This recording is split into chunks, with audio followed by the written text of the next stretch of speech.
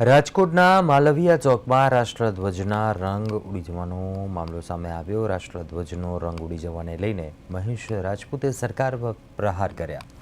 જણાવ્યું કે માલવીયા ચોકમાં રાષ્ટ્રધ્વજના રંગ ઉડી ગયા છે, જે રાષ્ટ્રનું અપમાન છે। કોર્પોરેશનના ઉચ્ચ અધિકારીઓ અને પદાધિકારીઓ રોજ અહીંથી પસાર થતા હોય છે, છતાં કોઈનું ધ્યાનમાં ન આવ્યું। ભારતીય કાયદા પ્રમાણે રાષ્ટ્રધ્વજ મેલો, ફાટેલો કે રંગ ઉડેલો ન હોવો જોઈએ તેવી સ્પષ્ટ જોગવાઈ છે। જો ધ્વજની સ્થિતિ ખરાબ હોય તો તેને તાત્કાલિક ઉતારીને નવો ધ્વજ ચઢાવવો જોઈએ।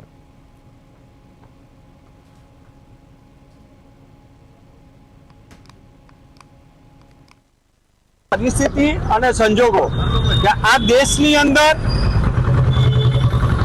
પછી અધિકારી હોય કે પદાધિકારી હોય, દેશ ભાવનાની દેશદાઝની વાતો કરે।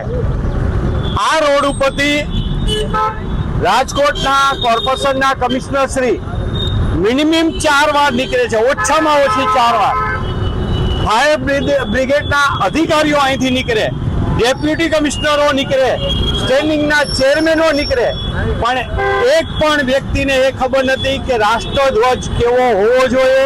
રાષ્ટ્રધ્વજ જે આપણે ચડાવીએ એનું માન સન્માન હોય।